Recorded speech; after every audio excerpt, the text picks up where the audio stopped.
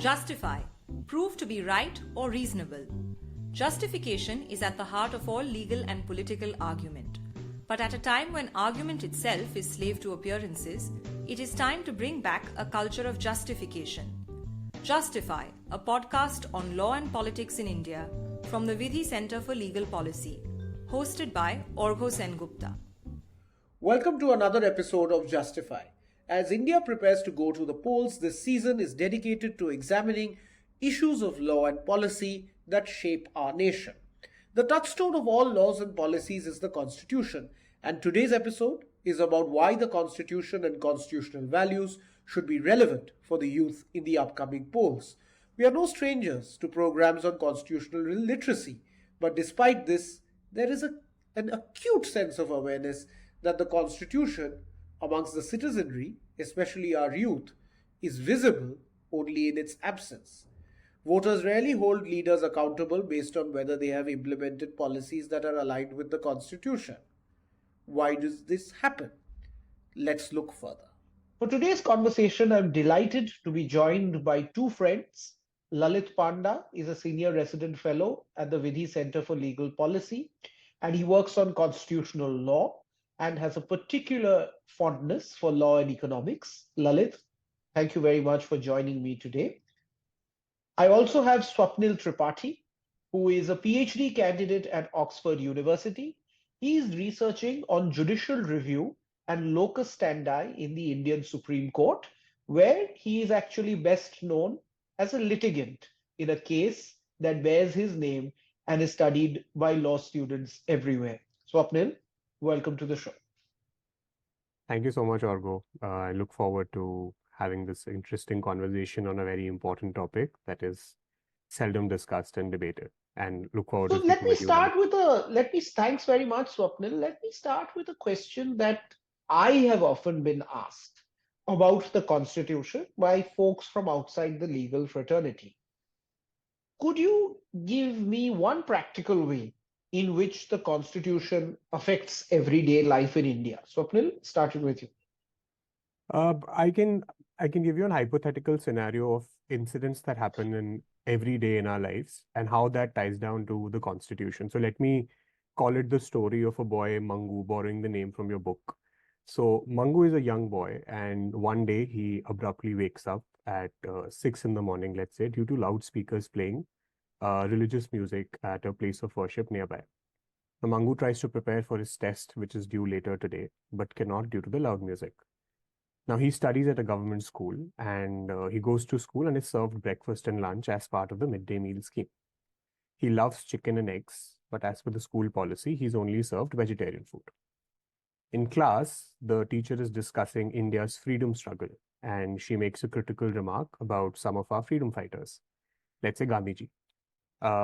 Someone uploads that clip on social media, and the school, particularly the teacher, gets a backlash and is subsequently suspended. Now, during recess, Mangu and his best friend Changu go to drink water from the water fountain. While Mangu enjoys that water, his friend is denied permission because he's from a backward caste. And when they protest, they are humiliated for the caste they come from. On reaching home, Changu tells his parents about the ordeal. However, his parents tell him that ignore it and focus on your studies because we don't have the resources to go and complain to court.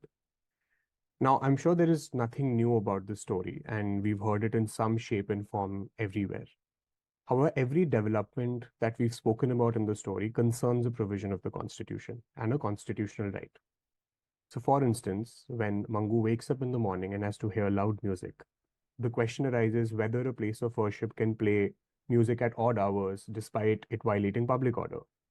Now, he loves to eat meat and eggs, but is only given vegetarian food. Or can the government unilaterally take that decision?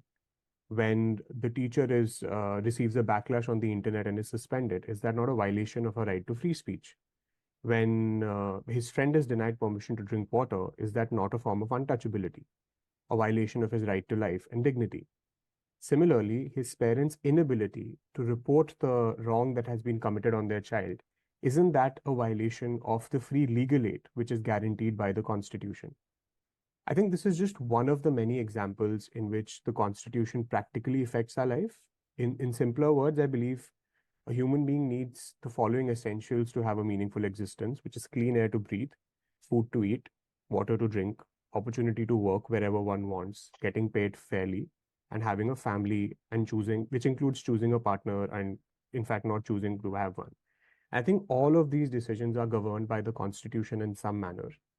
And in fact, we are able to do this podcast in the first place is because the Constitution allows us the right to free speech, where we can respectfully critique every institution in the country, which is why I believe the Constitution is omnipresent. We might not realize how it's affecting us in every little thing we are doing in our everyday lives, but it does influence that decision, or more importantly, is important in us being able to exercise that liberty. Now, there are reasons why we might not feel that way, but that's for a subsequent thing that we feel we're not able to enforce those rights.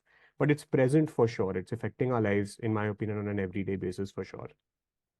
It seems like the Constitution is like the air around us, which we take for granted till it becomes bad and noxious when we know that it exists. So perhaps if we don't know that there's a Constitution, maybe that in itself is a good thing. It means that we don't feel the need to invoke it. But Lalit, turning to you, though Swapnil has made the Constitution come alive in a series of everyday incidents that many people in India would face in some way or the other. The question still arises in terms of how, if at all, the Constitution and adherence to constitutional values should matter in the way in which people cast their votes. So, of course, saying that the constitution should matter in some sense is a platitude. Yes, of course, it should matter in the same way in which clean air should matter. But why should it specifically matter to anyone, since it sometimes appears to be of no immediate consequence to anyone? All these examples that Swapnil mentioned, yes, people may face it somewhere or the other or not, but may not be the issues that are top of mind for people. So should the adherence to the constitution and its values matter when people are casting their votes? Yeah, that's actually a very interesting way to have put it. I think the way Swapnil has described the manner in which constitutional law infuses different aspects of life really speaks to something about the generality of constitutional principles. So, how I view this situation is that constitutional law it has the potential to come up anywhere in your life. And that's why it's always there in the background. That's why we're talking about it in these terms, as if it's something in the atmosphere, as if it's something in the plumbing. It's always there at the back of our mind, at the back of what's going on in day-to-day life and politics. But that doesn't mean that the Constitution is relevant for every question of policy, every question of law. And I think the way one tries to separate these matters is by trying to determine what aspect is the question that we want to leave to ordinary politics. That is to say, politics in which a simple majority from an election would determine how governance is taking place, how the government relates with the people. On those ordinary questions, it's where one has to try and think of the constitution not mattering. But I feel as if since we are going into this thicket of the question of why the constitution comes up when we think about voting, that we should mark out how exceptional this question is in a way. Because every time I say the word ordinary over and over again, it's easy to forget that what we call ordinary isn't going to be the case in all situations. Politics may be about voting about specific laws that have been made by a legislature, but there can be situations where the politics is of a different order, a higher order, so to say. Constitutional politics, let's call it. So I want to just to help us navigate this conversation, I wanted to draw out this distinction between two ways of looking at the relationship between constitutions and politics. This is actually a very interesting subject because I have over the course of time heard a lot of people having different views about this. Some people have very extreme views that the constitution is something that's entirely outside of politics. Politics takes place every day, governments come and go, but constitutions are supposed to endure. Elections are not about constitutions. And then other people come from the other extreme saying that how could you say that? At the end of the day, government has to depend on the will of the people. So, regardless of which way you go around it, the constitution itself has to emanate from the way people think about it. And I feel like when you look at it in these two pole perspectives, these two poles, you actually miss out on the actual relationship between constitutions and politics, which is that it goes both ways. And I think what I was saying about ordinary politics is the vision that we most often see about the constitution. That this is an example I often like to use. When you're playing cricket and you want to figure out how you're going to play cricket, you have rival teams. These two teams go against each other. And when they are playing, they don't midway through the game decide that I'm not going to hit the ball with the bat, or I'm going to decide to run only halfway between through the pitch to finish taking a run, or I don't change the crease, the location of the crease midway through the game, because that makes the game unfair. And forget about unfair, that makes the game into something else altogether. And this is the way one likes to think about the constitution and politics in a way. It's often a vision that's very easy to, sympathize with. That when you're playing the game of politics, you are playing according to certain rules. And those rules have been set by the people beforehand, where the boundary runs, whether you hit the bat, how you get to win the game, all of these things are set separately. And if you decide to tinker with the rules, what you're doing is you're not playing cricket anymore. You're playing a different game. And the game you are playing is figuring out which kind of cricket you enjoy. Do you enjoy Yeah, T20? so I think that's actually a good point because it becomes second order. But if I were to continue that analogy, the voter in this example is essentially someone sitting in the audience who's looking at this game being played between two sides, while someone's batting and someone else is bowling. And there are, of course, set rules of the game. Now, as a watcher of cricket, I know that there are some rules in the background, but I don't really care much about them. At that point of time, I care about whether my team is winning or not. And if I don't have a team, I care about good cricket being played, which is essentially good shots being hit and good balls being bowled and people fielding very well.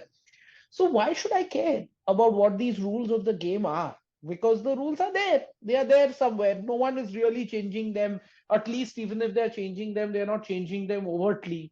It's unlikely that they are suddenly now in the middle of the game. You'll say now an over is only four deliveries and not six. It's unlikely that this kind of thing will happen. So, in a very real sense, as a spectator of this game of cricket, why can't I just be bothered by the two sides and who I like more? And why do I have to think about what goes on in the background? I feel that this is something I was trying to get to, that this analogy isn't actually perfect, of course. Uh, our life in India, our life in any nation, the way we live under government isn't a game. It's not like cricket. It's not like any sport, because in sport we have some very narrow constraints about what we want out of the sport. We know that we want to enjoy, we want to see sportsmanship, we want to see a real test of people's physical abilities as well as their fortitude, mental fortitude, the way in which they deal with the rival team. We want to see these things because they pick out certain aspects about what we like to see in that very specific situation of a physical game. And different games might also give you different feelings about what you enjoy seeing. In, say, figure skating, ice skating, you might really enjoy the aesthetic of the sport. It's not really a game in which teams are playing against each other in the same way. It's not a team game. Um, but in government and in politics, I think the variables involved, the things you have to think about at one go are far too many. There are too many things going on at the same time. And because there are so many things going on at the same time, we have to depart from this analogy, this simple analogy of how things work, that rules are set at one stage and the game is played at another. And this is what I was trying to get at, which is that while it is simple to think of the constitution is something that sets the rules, and politics is something that happens on the basis of those rules, there are times in which we have to talk about that game in which the politics is being set. The rules are being set.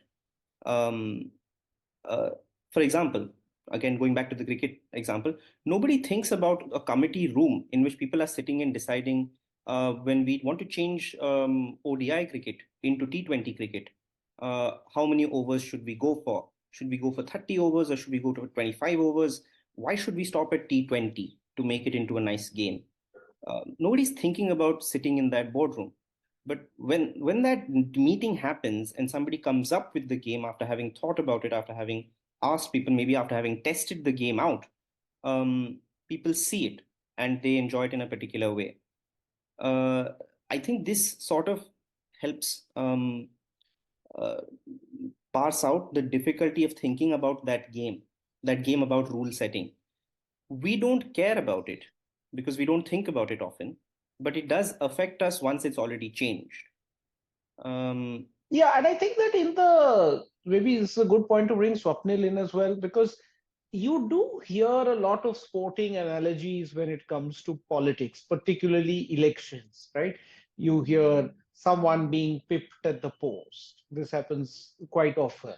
You hear the word cliffhanger in some kind of electoral contest. And I think that there perhaps, contrary to what Lalit said just now, perhaps there is an analogy here in terms of there being some rules of the game. The game here being, let's take it for the moment as an election contest. The rules of the game are set by the Representation of People Act, other laws, and the Constitution itself. The players are the various contestants for that, and the people, I mean, you can think of them either as spectators or you can think of them as umpires if you want them to have a more active role in what they're doing. Now, and I again come back to this point that do you think that when in this game, and I think this is the issue, that people will decide on the basis of what they see, not on the basis of what they don't see, and the rules are somewhere assumed as background conditions.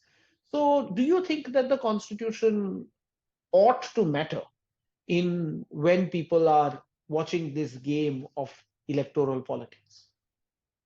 I certainly agree. I think it should matter. It doesn't at given how we vote, but I think it should matter because the Constitution is not just a document that is setting rules. Often when we talk about if I could just go back in a bit of legal history, when we talk about India attaining independence, the Constitution that we framed and the values it's laying down are significant.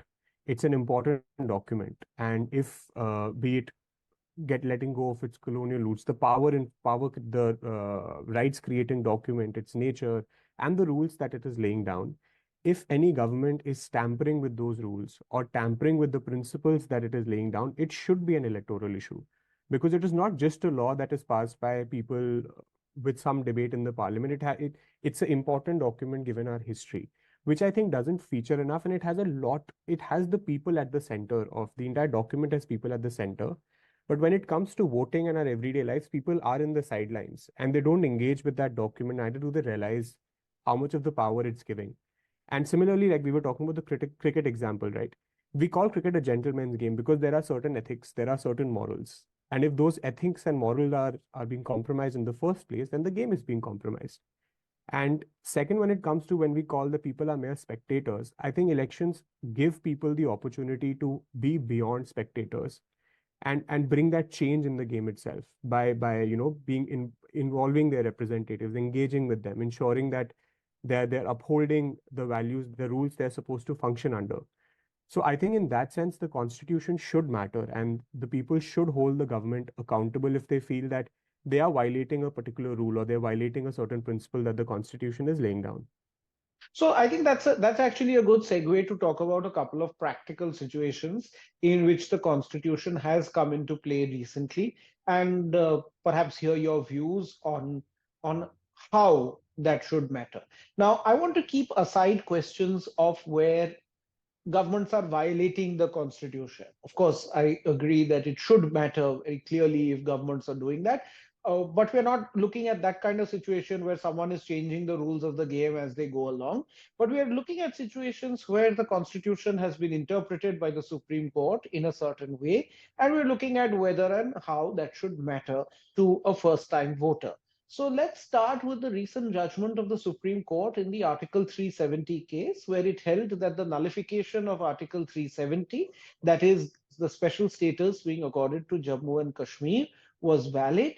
So Jammu and Kashmir would now cease to be a state. It would become two union territories of Jammu and Kashmir and Ladakh, and that it would now they would not have any special status anymore, and it would be governed like every other state, or as of now, a union territory in India. So Swapnil, just so that our listeners understand this fully, in your view, what implications does this judgment have on our constitutional understanding of federalism? So first of all, I think the court has taken a position that is a relatively regressive position on federalism. So at the outset, just to clarify, India is not a federal country how the US is. In popular discourse, especially on amongst youngsters and social media, we read Article 1 quite literally. That is, India is a union of states. However, we should read it Now in you have to say India, that is Bharat, shall Bharat, be a India that union is of Bharat states. shall be a union of states. However, we should read it in context. That is, India is at best a quasi-federal country with a unitary bias. However, despite the constitution giving certain broad powers to the union, there are certain designated areas of functioning of the state. The state government has, significant autonomy over certain areas.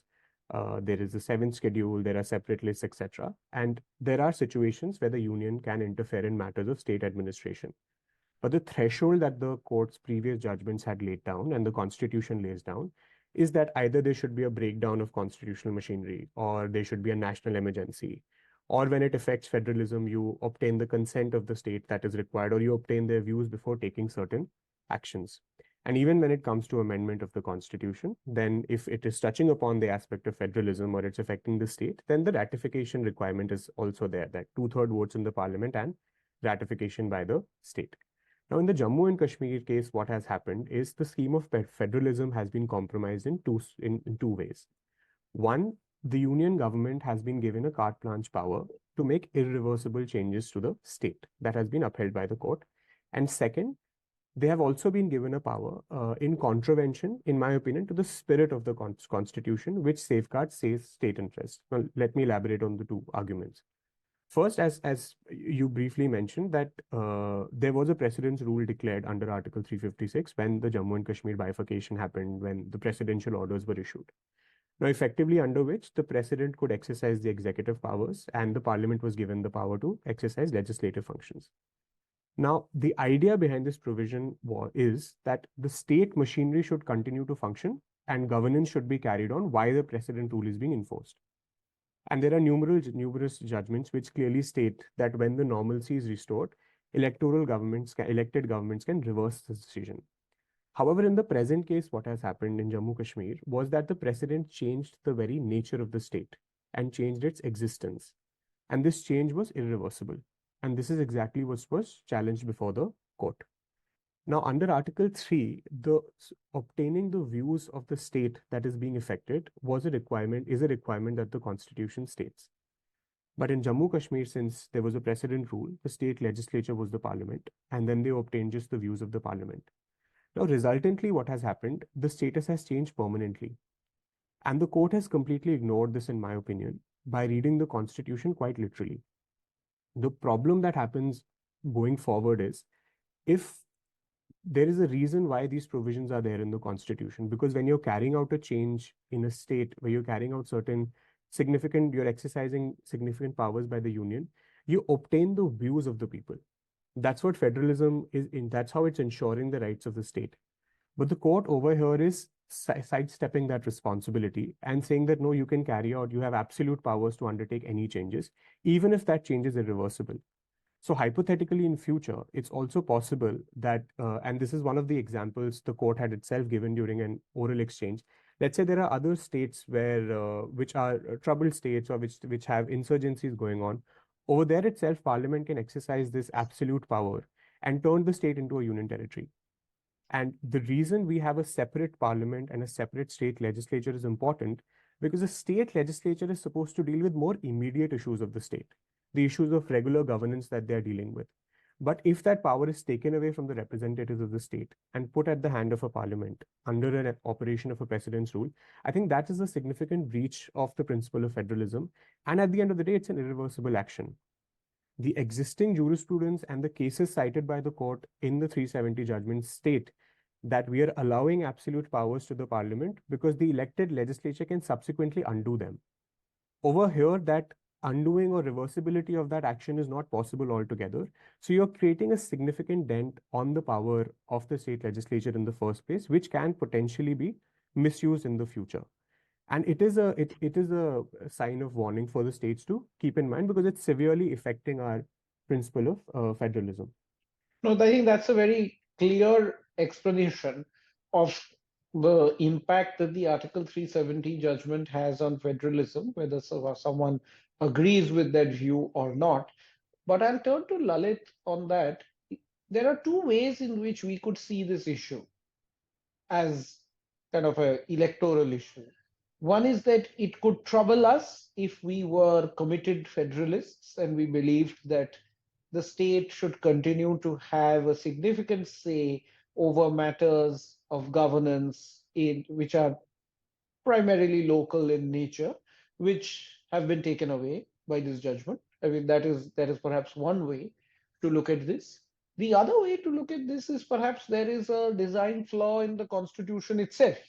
And that if I were a citizen, that again, coming from that same federalist impulse, the Constitution, as the court points out, just says in Article 3 that a new state can be created provided the views of the state legislature are taken. Now, in this case, of course, those views were not taken because that provision itself was suspended during President's rule. But there could be another way of looking at this, which is that the Constitution itself is extremely centralized, and that itself is a problem. So the problem is not so much the judgment of the court that now it has sanctioned an irreversible act, but a problem with the Constitution itself. At which level would you see it? Yeah, I think to break down this problem, there are actually 2 or 3 points that one can pass out.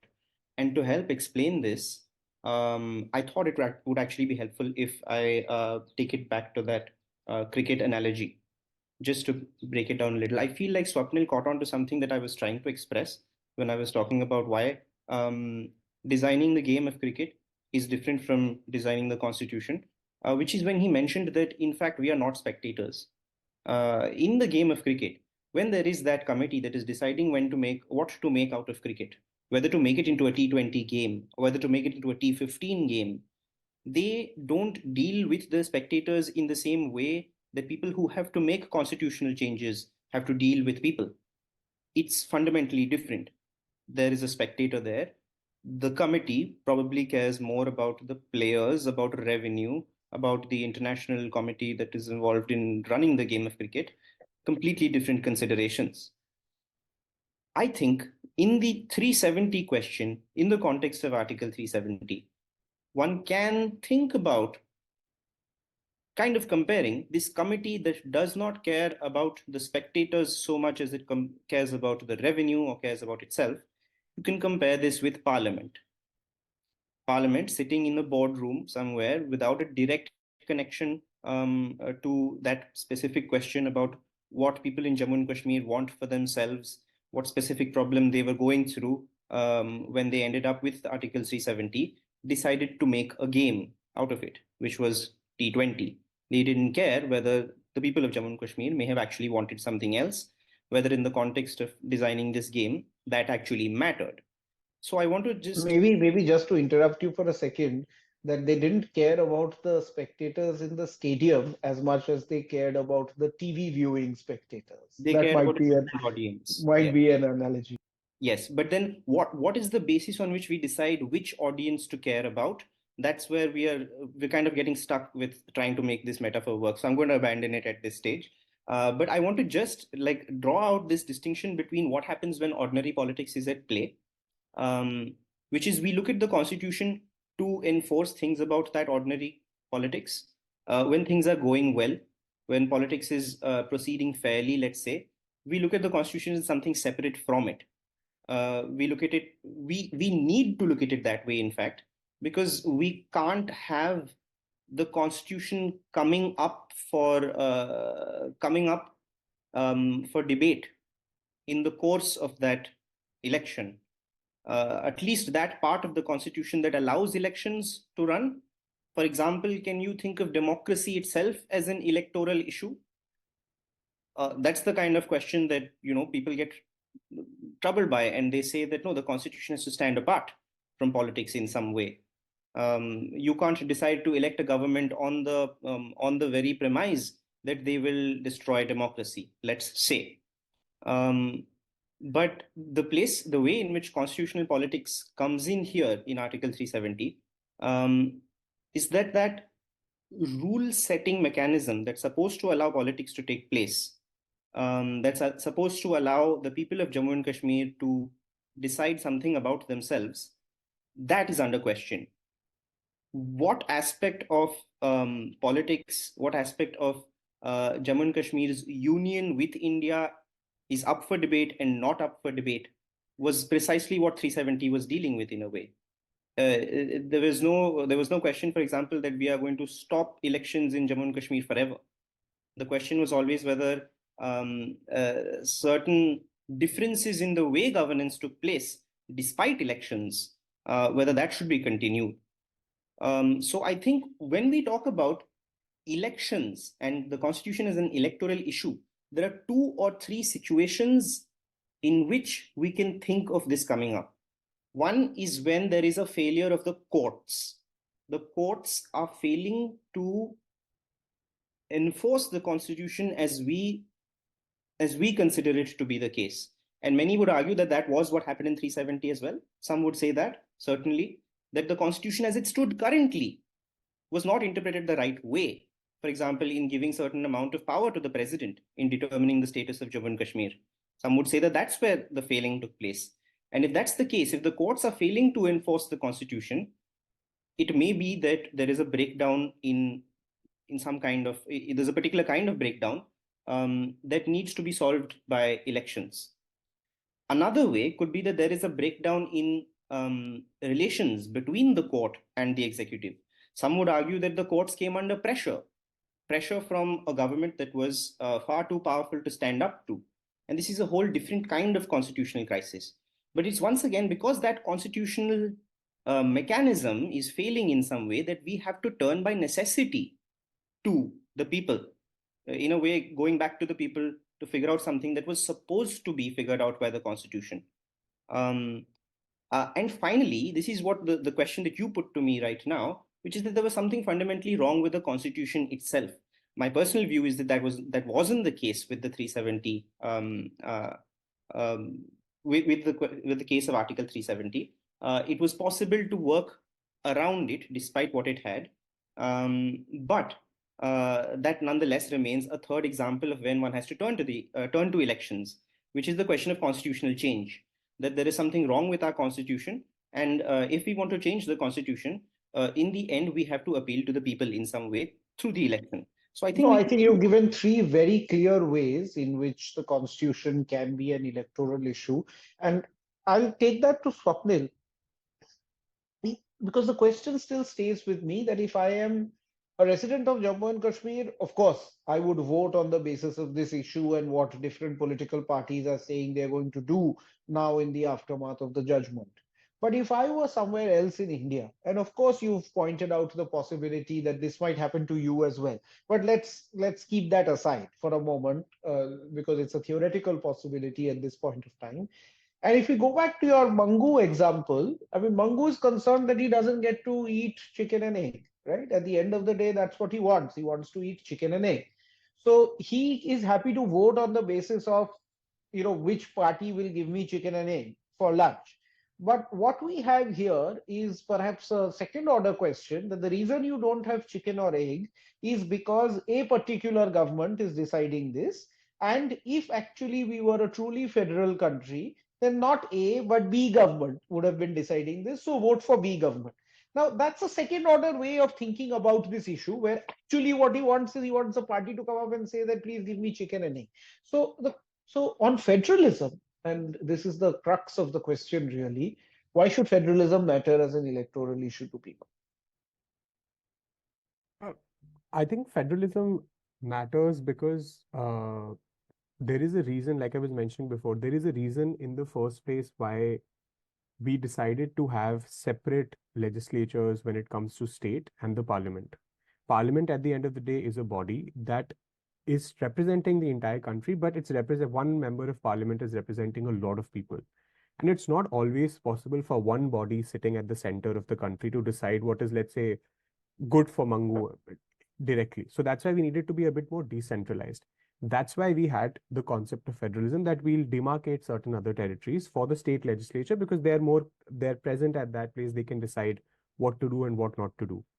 It is this ability that if a court or a judgment lays down that even though that's the setup we've decided for, the people sitting in Delhi can decide what's supposed to happen in another part of the country, which might be far away, and not their own elected representatives who they've chosen.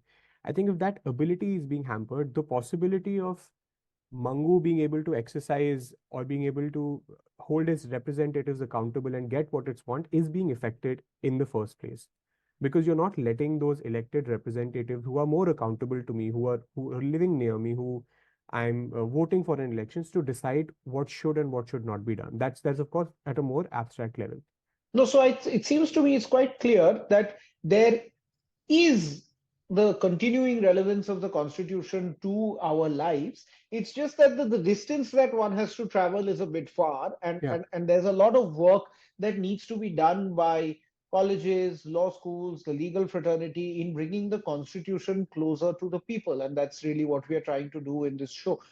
So let's take another example, which is perhaps cuts a little bit closer to the bone for many people and is not an issue like federalism, which is sort of at least one step removed from people's lives. And that is the judgment of the Supreme Court in the marriage equality case, where they held that there is no right to marry in the Constitution, and persons belonging to the LGBTQ community cannot marry under the Special Marriage Act. The dissenting judgment said that there could be civil unions that they could enter into, but there is no such legal category, so one doesn't exactly know what that means. So, Lalit, for a person who identifies as belonging to the LGBTQ community, is there a way to make this issue an election issue, or is it primarily a judicial issue for the courts to now overturn? Yes, so I think this is the way one has to think of this is to maybe separate this example of the marriage equality case from a few other cases about rights. Because if we don't do that, we can get a little lost with a broader label of rights. What do rights involve? For example, if it was a case that was clearer, say in the instance of the Section 377 case, we're talking about Suresh Kumar Kaushal with the two-judge bench of the Supreme Court, which ruled that Section 377 of the IPC was valid, or the Navtej Singh Johar case, which found it invalid. That's the kind of case that one would want to put within the court of, I mean, sorry, I was using a tennis analogy, but within the task of the court to deal with. And I think it's worth asking ourselves why we think that's the case. When we think the Constitution is clear, that the rules of the Constitution are clear, and when we think that the rules of the Constitution are good, they are right, and we believe in them. Here I'm talking about the rule that says that we shouldn't discriminate against LGBT people. If we really believe in that rule, and if we see that rule clearly as having been violated, then we come to the view that it was the court's job. We can often allow, of course, that if Parliament had gotten there first, That is to say, if they felt that their electoral demands, the demands of the of elections and of their own democratic impulses that they were facing, if those were driving them to make this decision to remove Section 377 of the IPC, then they should have done so. But we end up turning to courts because something goes wrong at that level. That elected representatives end up thinking that elections are all that matters. And it's because they think so, and because we move this function of rights entirely to courts, and we move this function of non-rights politics entirely to elected representatives, that we end up with this problem that courts have to deal with rights. The problem with the marriage equality judgment is that the judges themselves were not clear about where that line fell, courts versus the legislature. They felt that in terms of rights, at least the majority felt that in terms of rights, what was asked of the court when they had to create this new thing called queer marriage was that they had to ask the government to do something new. They weren't asking the government not to interfere with someone, not to invade someone's life. They were asking the government to, in fact, go into someone's life and help them. And they felt that that's not what rights are supposed to be about. And this is where it becomes tricky because we don't think about how to interpret the Constitution, questions of interpretation of the Constitution, as something that comes up in elections. Nobody in the elections is going to say that the text of Article 15 that says don't discriminate on the grounds of sex is a reason why you should not vote for one government or the other. They are going to say something about what people feel, about what people are going through, what their lives are like. So they don't end up talking about rights. And I recognize this as a problem. But I think because the court has lobbed the ball back at the government, it's only because of this immediate cause that this has now become a political issue, that it is now on governments to do something about it. But one can as well say that the court had adequate reason to interfere, and it could have interfered in particular ways, in which case one would have not called it an electoral issue so much as a legal issue. No, that's right. And I think that, of course, I believe that legal issues are at their heart political issues as well.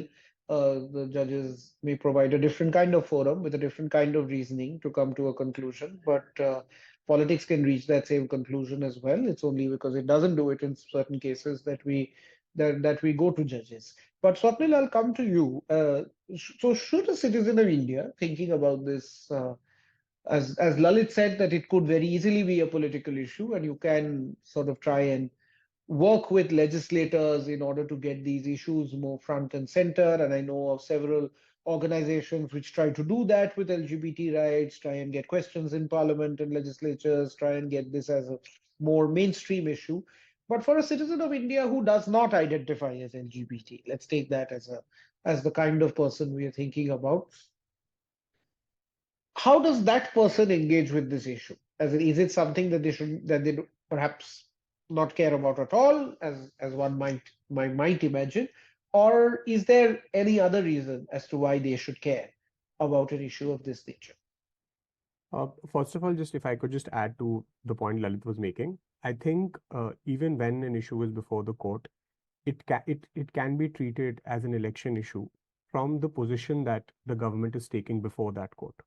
If the government is opposing a position before a court that no, we don't want something to happen, then it's making its position fairly clear that where it stands on it, and that can be taken into account. And wherever the courts have stepped into matters of policy, be it Vishakha or be it other cases, that's only been possible because the government supported it and said, okay, we are fine with you legislating. So that is a distinction that should be kept in mind. But coming to your second question regarding why it should matter to people, I think even if you don't identify as someone who's part of the LGBTQI community, at the essence of this debate is how the government reacts or how a particular political party reacts to something that it might not principally agree with or be able to understand. It might be an interest that you might not be able to identify as, but whether you're still willing to go out and grant them certain protections, which the Constitution recognizes. And it might be considered as an issue that, oh, the numerically they might not be in the major, the community might not be in the majority at some point. But I feel in our life and society, we are always in a minority in some position or the other. But if those interests are not guarded, are only contingent on the numerical votes that we have, then I think that should be an election issue at the first place. That whether my rights are protected, even if I don't have numbers, and whether parties are willing to fight for those rights in the first place. And you can change the scenario and put it in any position, and I think that will always matter, and that's why that should be an electoral issue for anybody. It's beyond the issue of just recognizing queer marriages. Tomorrow I might be in a position where my rights are such that the society doesn't agree with, but is the government still fighting for recognizing my right? And second, it's also whether uh, we as a society or a political party or a government is willing to show an ability to change and grow, or we are still stuck to just cater to a certain electorate that this is what exactly they want, so we're not going to go beyond it. And I think all of that should matter to a citizen, because you can be in that position, like I said before, at any other point of time. That whether you are being considered in the scheme of things or not, even if you're not voting for a particular government or you're not their core voter base. If I can, Yeah, yeah, sure, Lalit. no, I felt like Swapnil actually struck on something that's worth like expanding on a little, which is that yes, when a voter is looking at the way the government responds to a problem like this, that may not directly impact the voter who's thinking about it, rights help in these questions, or any constitutional rule or principle actually helps in these questions. Because at least if I was to put it in a very, let's say, emotional sense, um, the way in which rights are framed, or the way in which any constitutional rule is framed, actually promotes empathy. Or if you want to use a more constitutionally regular usual term, it promotes fraternity. The way in which it is framed, the way in which the right against discrimination is framed, isn't that it has separate pieces of one about sex discrimination, one about caste discrimination, and this case is very much an example of it. What this case involved, the marriage equality case, was at its heart a question about whether the government had a duty to do something that it wasn't otherwise doing so as to promote equality. Do something new, step up, go ahead of what it was already determined to do. Spend some more money, give some more attention to another group. Now, this is not a question that is limited just to queer people. And in a way, whether or not the right against discrimination stands for you as a woman or a man or a Hindu or a Muslim or a forward caste or a backward caste isn't a question that is separate from how somebody else is going to experience it. That right is going to stand or fall the same for everyone. If it fails for one person, it is also going to fail for the other. In the marriage equality case, one very simple analogy one can draw is in the context of the government being asked to do something new to create equality for queer people, and the government being asked to take up this duty of doing something new, for example, in reservations. In law, that's a question that often comes up. Does the government have a duty to provide reservations? So in that very specific legal question, this is a question that directly came up in the marriage equality case. Does Article 15, the right against discrimination, require positive duties? This is a question not just for queer people, but for anybody who thinks the government should do more for equality. Yeah, and I think this distinction that we hold so dear, that when you're asking the government to not do something versus doing something positively, this, as many people have shown, is really superficial. Like, even when you're asking for free speech, which is you're asking for a book ban to be overturned, you are also implicitly asking for courts of law, you're asking for policemen, you're asking for a law enforcement machinery, all of which has to be set up to adjudicate on civil and political rights. So it's not perhaps that, there are certain civil and political rights which require negative actions or restraints for the government, and these kind of that there are certain other kinds of rights which require the government to take positive duties. I think there are positive duties that are intrinsic in all kinds of rights questions, and I think we should not labor this distinction too much.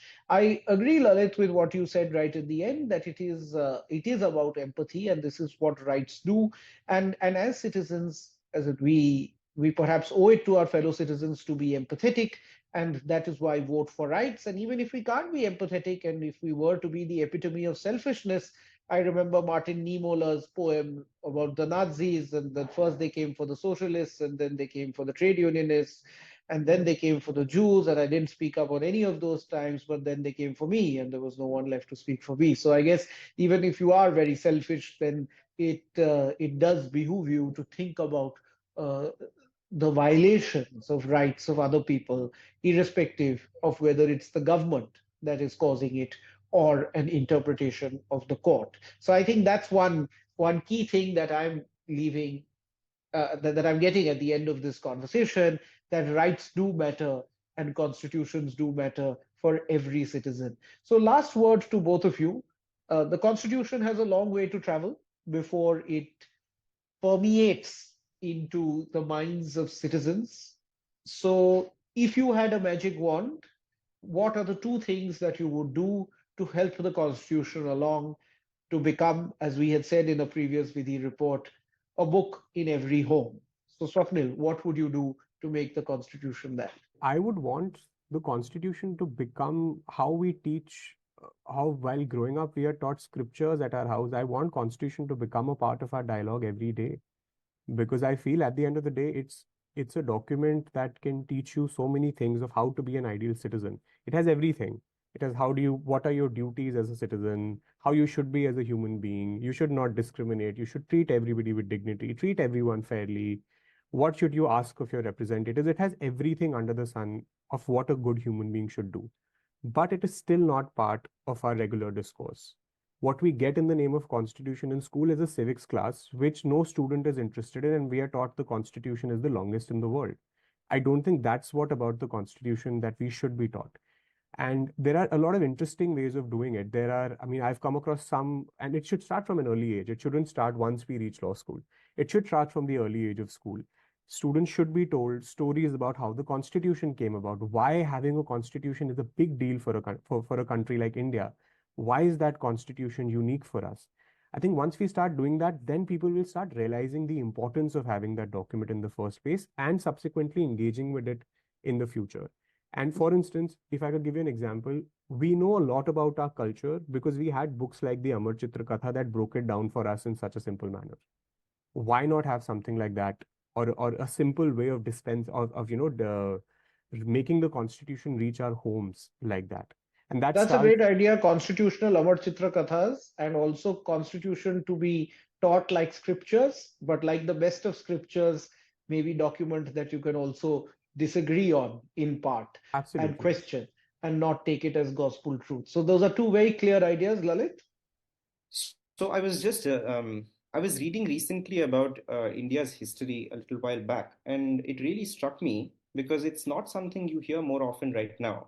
Uh, in pre-independence history, when India was still struggling for freedom, a number of people outside India, and I have in mind here some documents, for example, by I believe it was Lord Irwin, one of the viceroys in India, Aldous Huxley, a writer from another country, talking about Indians. One of the things they mention is about the fact that Indians seem to be suffering from a kind of inferiority complex. And I don't know why I haven't been able to shake off this description because of the sense of recognition that I have that this is still something that might be in us all. Um, when we talk about the Constitution and the way in which we as Indians are relating with our Constitution, I sometimes think about what this means. This feeling that we do not have ownership over our own nation, over our own destiny. Is this some kind of way in which we have carried on this inferiority complex from a previous era? So when I think about what it would take for people to care more about the Constitution, one of the things I think about is how one really decides to take responsibility for this thing. when you are playing a game of cricket and somebody does something wrong, or you're playing any football game or some game and somebody fouls, breaks a rule, and there is no referee anywhere to actually intervene, we still step up. We still step up to try and make the game go well. I do not get the sense that Indians generally feel that way about the way in which our government is structured.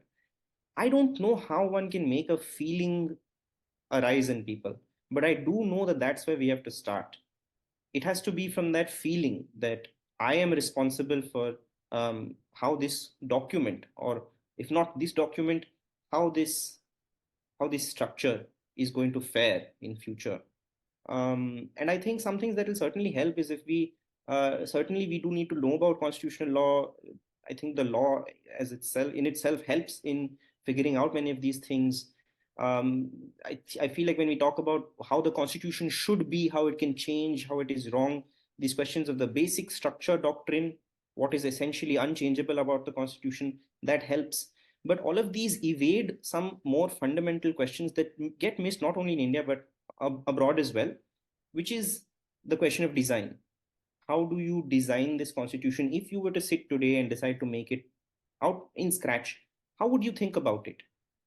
I don't think we are equipped to think in those terms, precisely because we don't, everything is set up in a way that we don't have to think about it. And I think this requires a bigger shift than I'm even able to express right now. No, I think that's a very deep thought to end this on.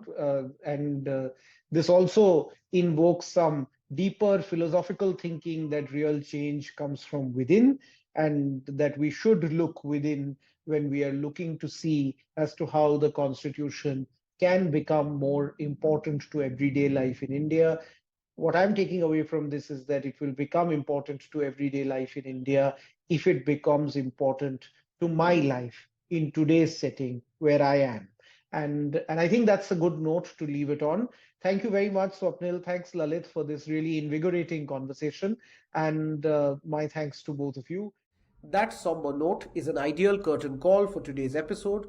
Our takeaway is that for the Constitution to matter to the country in the elections, it should first matter to the individual in their everyday lives. Thank you, Swapnil and Lalit, for joining me today. As we close, cast your vote for our special audience poll, Free and Fair. Our question today: does the Constitution matter to everyday life in India? Vote yes or no. And to cast your vote, visit my Twitter account at @Arghya_Justify. You have 48 hours to respond. Adjourned. If you enjoyed listening to this podcast, follow us on Twitter at Vidhi_India for regular updates. We are on SoundCloud and Spotify as Vidhi Centre for Legal Policies podcast. You can also listen to us on Google Podcasts or iTunes. Email us at justify@vidhilegalpolicy.in to share your comments and feedback on this episode.